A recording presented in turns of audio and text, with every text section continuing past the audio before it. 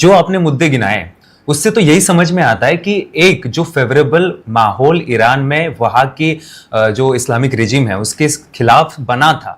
जो हमने प्रोटेस्ट देखे थे, हमने स्टूडेंट प्रोटेस्ट को बाद में पूरे ईरान में हमने होते हुए देखा। उस वक्त में आपने जैसे कहा कि कई सारे लोगों को मारा भी गया, कई सारे लोगों को जेल में डाला भी गया, लेकिन इस वॉर ने उस पूरी मूवमेंट को कहीं ना कहीं क्रश कर दिया। लिंडसे ग्राम जी का आपने अभी उनकी बहन ने वो टेम्पररी तरीके से टेक ओवर किया है सेनेटर की सीट, तो उन्होंने भी पहले से कई सारे डेकेड से उन्होंने ये एक तरीके से वो एडवोकेसी कर रहे थे कि ईरान को क्रश करना चाहिए, वहां की रिजीम को क्रश करना चाहिए। लेकिन आखिर के दिनों में कहीं ना कहीं वो भी यही समझ रहे होंगे, हालांकि वो हार्डर मिलिट्री एक्शन के लिए प्रपोज कर रहे थे। जब भी एमओयू साइन हुआ था तब भी वो यही कह रहे थे कि we should see the end of it, इस सारी चीज का एंड देखना चाहिए। लेकिन ट्रंप का प्लान काफी ज्यादा अनस्टेबल नहीं लग रहा है कि कई बार वो इजराइल को सुनाते हैं, ईरान के लीडर्स को ग्रेट बोलते हैं, लेकिन दूसरी ही 24 घंटे में वो फिर से एंटी ईरान रेटोरिक फिर से स्टार्ट हो जाता है। आप मुझे 1 मिनट दीजिए, मैं समराइज करता हूं। देखिए, अगर आप रिपब्लिकन कोर वोटर बैंक में जाएंगे, मीटिंग्स में मैं जा चुका हूं, जाएंगे तो वो क्लियर कट है, जो आपने बिल्कुल पॉइंट आउट किया कि 50 साल से एक तरीके का नासूर है Iran. That's how people think, to be very honest. और हमें ईरान के अंदर ईरानियन लोग और ईरान की रिजीम, ये दो सेपरेट चीजें रख लीजिए। Iran as a country separate रखिए, Iranian regime as a separate रखिए। ईरानियन रिजीम जब आप बात करेंगे यहाँ पे, तो लोग आपको ये नहीं बोलेंगे ईरान की आर्मी एयरफोर्स ने, वो बात करेंगे कट्टरपंथी आईआरजीसी, इस्लामिक गार्ड, जिनकी मानसिकता है कि टेरर ऑर्गेनाइजेशन हिजबुल्ला, हूती को उठा लीजिए, हमास का सपोर्ट कीजिए। जो फिलिस्तीन में हुआ उसके खिलाफ अमेरिका में बहुत प्रोटेस्ट हुए, मैं भी सपोर्ट में हूं कि फिलिस्तीन के लोगों को जस्टिस मिलना चाहिए। बहुत अट्रॉसिटीज हुई, लेबनान में भी बहुत निर्दोष लोग मर रहे हैं, इसमें कोई दो राय नहीं है। और अमेरिका की हिस्ट्री के अंदर एक काला पेज का इतिहास है, और ये कैलिफोर्निया जहां मैं बैठा हूं, हम सब शर्मिंदा हैं इस बात को लेके। This is there is no way around it. ये इंसानियत के ऊपर बहुत बड़ा काला धब्बा हुआ है दो जगहों में, और हमसे हमारी फ्यूचर जनरेशन पूछेगी कि आपने क्या किया जब बेगुनाह लोग फिलिस्तीन में मारे जा रहे थे और लेबनान में, जो उसमें कोई दो राय नहीं है। लेकिन ये जस्टिफाई नहीं करता कि जो टेरर ग्रुप्स ईरान की आईआरजीसी सपोर्ट करती है, अपने लोगों को मारती है, जैसे आपने सही बात बोला। लेकिन ये समझना जरूरी है, वो जो लोग रिवोल्ट कर रहे थे वो एक fraction of educated young youth थे, वो बिग मासेस नहीं थे अभी तक। ये बहुत ही इनिशियल स्टेजेस का मूवमेंट था। ऑल्दो वेस्ट मीडिया इसको डेफिनेटली दिखा रहा है कि बहुत बड़ी मास सपोर्ट थी, ऐसा टू ग्राउंड जो मेरे कॉन्टेक्ट्स हैं उन्होंने बताया ऐसा नहीं था।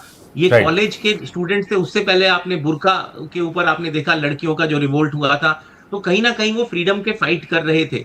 लेकिन जो गल्फ के अंदर ईरान ने ये जो कदम उठाया कि वर्ल्ड का 20% एनर्जी, खासतौर पे उन देशों का जिससे दूर दूर तक इस लड़ाई का लेना देना नहीं है, जो कि हरमूज पे डिपेंडेंट है, जिसमें नंबर 1 चाइना था, लेकिन चाइना की सिर्फ 15% था, और नंबर 2 पे भारत आता था। अब तो भारत ने डाइवर्सिफाई किया है अपने आप को और महंगी जगहों से तेल खरीद रहा है, वो एक अलग दुनिया है। लेकिन बहुत सारी ऐसी देश हैं जिनके ऊपर ये अपॉर्चुनिटीज नहीं थी। अफ्रीका के बहुत सारे देश हैं, साउथ ईस्ट एशिया के, जिनकी अब इकोनॉमीज ऑलमोस्ट स्टैगफ्लेशन और रिसेशन की कगार पे खड़ी हुई हैं बिकॉज ऑफ दिस टेरर जो कि हरमूज पे इन्फ्लिक्ट हो रहा है। और मैं आगे आपका ध्यान ये इस तरफ भी दिखाना चाहूंगा कि अब हूती का कनेक्शन रेड सी और जो सऊदी का तेल आ रहा है वो कहां जा रहा है। तो वही बात है, बाब अल मंदाब भी अब कन्वर्सेशन में आ चुका है, दूसरा इंपॉर्टेंट स्टेट।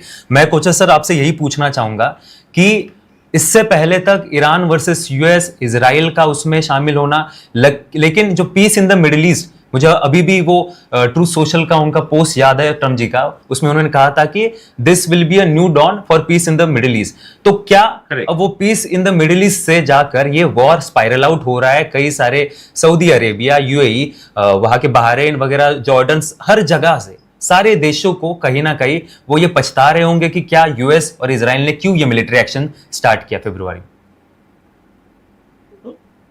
देखिए, अबे एक चीज आपको इसी हम लोग एक यूएस पर्सपेक्टिव से जो भी डिस्कशंस है ना, वेस्ट मीडिया इतना पावरफुल है आज, वो लोगों के माइंड्स को इन्फ्लुएंस करता है। और हम जब भी बात करते हैं तो यूएस पर्सपेक्टिव एक डोमिनेंट रहता है हमारे माइंड, राइट।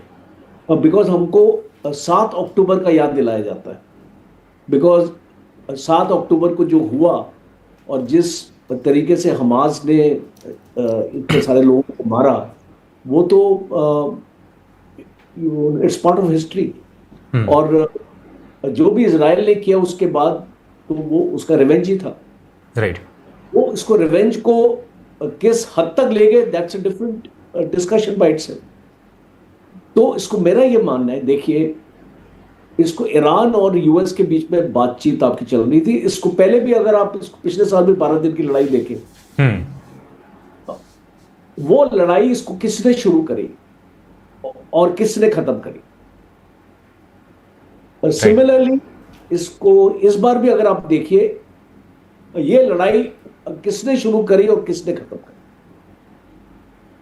अब what was the need of इसको लड़ाई को स्टार्ट करना, पहली चीज, बिकॉज इट्स, देखिए लड़ाई, अगर मैं एक लड़ाई में जाता हूं, if I am a military commander, and अगर एक पॉलिटिकल एम इसको मुझे अगर दिया गया है, तो मैं उसको एक मिलिट्री एम में कन्वर्ट करता हूं।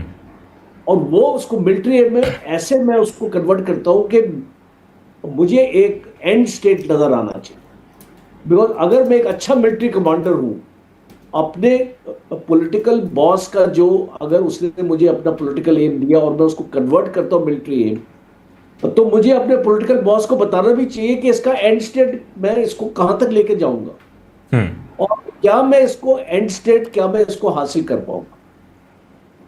जब आपका एंड स्टेट ही क्लियर नहीं हो, जब आपके माइंड में आपको पता ही नहीं कि इस लड़ाई को आपने कब खत्म करना है, तो उस लड़ाई में जाने की जरूरत, बिकॉज जब आपके माइंड में क्लैरिटी नहीं होगी कि ये इसको एंड स्टेट में इसको कब हासिल करूंगा, आपको उस लड़ाई में नहीं जाना चाहिए। अगर आप उस लड़ाई में जाएंगे, you will not be a winner. और ये चीज बहुत इंपॉर्टेंट है समझना, and specially for the students of military history and geopolitics, जो इस चीज को फॉलो करते हैं। और इसीलिए मैं ये बोलता हूं कि आज भी and state is not clear.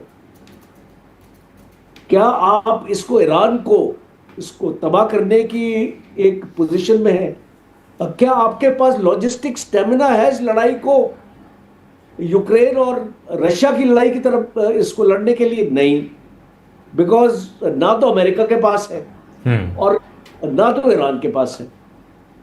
तो इसको बेसिकली ये एक पावर स्ट्रगल बन गया, एक ईगोस की लड़ाई बन गई है कि भाई हम इसको मैक्सिमम। आज भी ट्रंप की स्टेटमेंट्स को देख लो, एक टाइम पे ट्रंप ने स्टेटमेंट दी थी पिछले 12 दिन की लड़ाई में, that the entire nuclear power and facilities of Iran has been obliterated.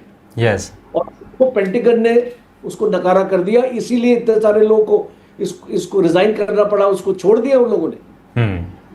और जो 6 जनरल रैंक के officers have resigned from the US armed force because they did not agree कि भाई हमारे पास एंड स्टेट ही नहीं, अब क्यों लड़ रहे। They were not willing to go into this war. तो इसीलिए मैं ये डिस्कशन को लंबा नहीं खींचना चाहता, but I can tell you right from now, ये जो शुरुआत भी हुई है लड़ाई की दोबारा, इट्स अ फ्यूटाइल एफर्ट। इसको कुछ नहीं हासिल होने वाला अमेरिका को, और इसको ना ही ईरान को कुछ हासिल कर पाएगा। तो इसको दोनों side, if you ask me, there are no winners in this war, इस बोथ आर लूजर्स। बिकॉज इसको ना तो ईरान का एंड स्टेट आपका डिफाइंड और ना तो यूएस का, और जो स्टेट ऑफ होर्मुज जो आपका मुद्दा ही नहीं था इस लड़ाई से पहले, आज वो मुद्दा बन गया। बिल्कुल, स्टेट ऑफ होर्मुज वाले सवालों पर ही आते हैं। डॉक्टर धीरज के पास चलते हैं। धीरज जी, ट्रंप का कहना है कि 20% वो टोल लेने वाले हैं, नाकेबंदी करेंगे वहां पर, और जो भी जहाजों का आवागमन होगा उनसे वो शुल्क लेंगे। ईरान का कहना है कि शुल्क हमें मिलना चाहिए, स्टेट ऑफ होर्मुज में हमारा नियंत्रण रहा है। लेकिन ट्रंप जरूर ये बयान दे रहे हैं, लेकिन उनको उनके सहयोगियों का समर्थन मिल नहीं रहा है। युद्ध में भी उनको कुछ खास समर्थन मिला नहीं था। अभी ब्रिटेन का बयान आया है, ब्रिटेन की ओर से कहा गया है कि बिना किसी टोल या शुल्क के स्टेट ऑफ होर्मुज का खुला रहना चाहिए, जैसे युद्ध से पहले खुला रहा था। आपके हिसाब से ट्रंप ऐसे बयान क्यों दे रहे हैं? उनके इस प्लान के पीछे की क्या रणनीति हो सकती है? जी हाँ, देखिए ये बयान इसको मैं बिल्कुल सीरियसली नहीं लेता। यहाँ पे उसके तो मीम इस टाइम बनाए जा रहे हैं यहाँ पे। और Trump to be very honest बिल्कुल एक डिप्लोमेट नहीं है। हमारे में बोला जाता है कि बोलने से पहले सोचना चाहिए। आई थिंक वो सोचने से पहले बोल देते हैं। तो ये एक बहुत बड़ा इसका प्रॉब्लम मेरे जान पहचान के बहुत जो रिपब्लिकन कांग्रेसमैन हैं या सेनेट, उनको खामियाजा अब अपने पूल्स पे दिखाना पड़ रहा है। और दूसरी बात है, Trump is not gonna be री इलेक्टेड सेकेंड टाइम। तो उनका पॉलिटिकल वेल्थ जो है वो it's not a real decision making criteria for him, let's put it this way. तो कहने की ये बात है कि उनको इस टाइम सेकेंड टर्म इलेक्शन लड़ना नहीं है। तीसरी बात, हमारे जो मिड टर्म्स नवंबर में आ रहे हैं उसके अंदर डेफिनेटली उनकी लोकप्रियता कम हो रही है। कैलिफोर्निया से पहले मैं पेंसिल्वेनिया में था और वो स्विंग स्टेट थी जिसने उनको जिताया था। मैंने बहुत करीब से इलेक्शन देखे हैं, मीटिंग्स में गया हूँ, रैलीज में I have attended, spoken to hundreds of Republicans जो मेरे अभी भी कनेक्ट में है। तो काफी लोग इस टाइम डिसएन्चेंटेड है पिछले, अभी से नहीं, वॉर से भी नहीं, पिछले 8 से 9 महीने से जो पैटर्न्स चल रहे हैं। और बहुत मुश्किल हो रहा है लोगों को अपने कॉन्स्टिट्यूएंट्स के पास जाना। देखिए भारत में थोड़ा सा अलग होता है, यहाँ पे कोई भी जाके अपने सेनेटर कांग्रेसमैन से मिल सकता है। 200 लोगों की मीटिंग होती है, 50 लोगों की, आंसर देने पड़ते हैं। ऐसे नहीं आप 5 साल के लिए इलेक्ट हो गए। और वो बड़ा मुश्किल है इस टाइम कुल मिला के पार्टी की अगर आप बात करें। दूसरी बात है, वो अपनी डॉटर को आगे लाना चाह रहे हैं जिसकी पॉपुलैरिटी इस टाइम बहुत कम है। उनके सन इन लॉ को तो कोई पसंद नहीं करता अमेरिकन, अगर आप पॉलिटिकल मीडिया में देखें तो उनकी अपनी बहुत बड़े बड़े इश्यूज हैं। लेकिन हैविंग सेड दैट, मैं आपका ध्यान इस तरफ दिखाना चाहूंगा कि ट्रंप ने जो 20% का टोल की बात की है वो उसी टाइप की बात है ग्रीनलैंड को लेना फॉर एग्जाम्पल। खैर मैं तो एक्चुअली ग्रीनलैंड के मुद्दे पे थोड़ा ज्यादा सपोर्ट करूंगा इंस्टेड ऑफ द टोल, उसके अपने रीजंस हैं आर्कटिक का। लेकिन हैविंग सेड दैट, मैं आपका ध्यान एक तरफ दिखाना चाहूंगा कि देखिए ये जो लड़ाई हुई है अभी तक, अभी भी नहीं, मैं फाइनेंशियल मार्केट से जुड़ा हूं, $350 बिलियन का नुकसान अप्रोक्सीमेटली ईरान को हुआ है। अगर हम एक मेगा टैंकर से $2 मिलियन भी वसूल करें तो कई साल लगेंगे वो पैसा कलेक्ट करने के अंदर। अगर आप आज की डेट में कैलकुलेशंस करें तो ईरान के जो फ्रोजन एसेट्स हैं $120 बिलियन के करीब जो ऑफिशियल है। इसके अलावा जो आप जानते थे एक ब्लैक फ्लीट था जो रशिया से और ईरान के ऑयल्स के जो क्रिप्टो के थ्रू, बिटकॉइन के थ्रू जा रहा था। और बिटकॉइन, मैं खुद इन्वेस्टर हूं, I don't recommend people, this is not a financial ये एक फाइनेंशियल एडवाइस नहीं है। बिटकॉइन आप जानते हैं 130,000 से अब 64,000 पे है। तो काफी मनी उनका इवोपरेट हो गया है क्योंकि ट्रांजैक्शंस उसमें हुई थी, ये भी आपको समझना पड़ेगा। अगर इथेरियम पे जाएं तो 5500 का 1700 पे मिल रहा है। तो फाइनेंशियली बहुत बड़ा हिट ईरान को बहुत दोनों दिशाओं से हुआ है। और एक रे ऑफ होप थी कि जो पहले जो फ्रोजन एसेट है उसके $6 बिलियन हम रिलीज करेंगे, लेकिन उसका भी कुछ रे ऑफ होप ईरान को नहीं दिखा। तो डेफिनेटली फ्रस्ट्रेशन ईरान में बिल्ड होती जा रही है। और मैं आपका ध्यान दोबारा उस तरफ घुमाऊंगा, हूती क्यों बता रहा हूं, क्योंकि अगर आप मुझे 1 मिनट दीजिए आपके दर्शकों के लिए, यमन का नॉर्दर्न अगर आप यमन देखें तो वो जो कंट्रोल्ड है, नॉर्थ वेस्टर्न जो यमन है जो रेबल्स के हाथ में है, जो मोस्ट ऑफ द आबादी को कंट्रोल करते हैं। और सदर्न जो है, जो कि वहां की एक तरीके की गवर्नमेंट है जो सऊदी बैक्ड है। और जो नॉर्दर्न है, नॉर्दर्न वेस्ट, उसके पास जो प्लेन आ रहा था ईरान से, जो एक जिसके अंदर काफी कमांडोज माने जा रहे थे और इक्विपमेंट आ रहा था, उस पे सना पे उन्होंने बॉम्ब किया ताकि वो दूसरी जगह जाए। इसके बाद हूती लोगों ने अपने मिसाइल दागे हैं सऊदी के ऊपर। और अब सऊदी की अगर आप ऑफिशियल वेबसाइट्स को देखें, अभी से नहीं, मैं पिछले कई हफ्तों से हैरान हूं कि सऊदी और यूएई इतना चुप क्यों है, क्योंकि बहुत ही स्ट्रॉन्ग एयरफोर्स है दोनों के पास। F-15, F-16 बहुत अच्छे हैं और F-35 की भी कुछ उनके साथ डील्स हो रही हैं। अब मुझे दिख रहा है कि शायद सऊदी भी इसमें इन्वॉल्व होगा, और अगर हुआ तो ये दुनिया के लिए एक बड़ी खतरनाक न्यूज होगी। एक चीज और बताना चाहूंगा, जो पाइपलाइन है, सऊदी का ऑयल उन्होंने सिक्वेस्टर किया था हरमूज से हटा करके जो रेड सी की तरफ। तो रेड सी के पास भी जो हूती के रेबल कंट्रोल्ड है, उनके पास का जो एरिया है, वहां से आज की डेट में 25% ऑफ ग्लोबल, तकरीबन 12% ऑफ सप्लाई वहां से जा रहा है। लड़ाई से पहले 4.2 मिलियन टू 6 मिलियन बैरल प्रति दिन सऊदी का वहां से जाता था क्रूड ऑयल, और आज की दिशा में वो 70% बढ़ के 7.2 मिलियन बैरल प्रति डे वहां से जा रहा है।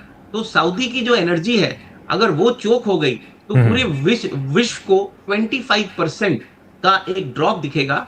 और हम जो एंटिसिपेट कर रहे हैं क्रूड की कीमत 150 से 200 बैरल प्रति, और गैस की कीमत तकरीबन 40 टू 50 पर MMBTU हो सकती है, जो आज की दिन 15 से 20 ट्रेड होती है। तो कहने की ये बात है कि अगर आपको लगा कि हरमुज के बंद होने से अर्थव्यवस्था को झटका लगा था, तो अगर रेड सी भी बंद हुआ, जो हूती का एरिया है जिसके ऊपर अब स्ट्रेन दिख रहा है, ईरान ने यही चाह रहा है कि वर्ल्ड को दोनों तरफ से चोक करे, तो अर्थव्यवस्था के लिए और भी खतरनाक झटका हमें मिल सकता है। इसीलिए मुझे दिख रहा है कि नेटो अब इन्वॉल्व होगा, क्योंकि रेड सी के थ्रू यूरोपियन यूनियन और यूरोप के कई देश, इंक्लूडिंग अगर आप इटली भी उठाइए, ग्रीस भी उठाइए, उनकी तरफ जो एनर्जी जाती है वो वहां से जा रही है। और सऊदी के पास बहुत पैसा है, बहुत स्ट्रॉन्ग एयरफोर्स है। और एक बड़ा इंटरेस्टिंग क्लिक है, सऊदी के ऊपर जो अटैक्स हो रहे हैं, अभी तक पाकिस्तान के उन्होंने अपना कुछ स्क्वाड्रन वगैरह भेजा था, लेकिन अब इंटरेस्टिंग देखने में ये लगेगा कि अब पाकिस्तान जो बोलता है वो करेगा, क्या उतरेगा लड़ाई में। अगर पाकिस्तान उतरा तो वेस्ट फ्रंट जो उसका ईस्ट फ्रंट है ईरान का, वो खुल जाएगा। तो ईरान के लिए मुझे कुछ तो संकट के बादल इस टाइम दिख रहे हैं, लेकिन ओवरऑल वर्ल्ड के लिए ये बहुत ही खराब न्यूज़ है। Subscribe to One India and never miss an update. Download the One India app now.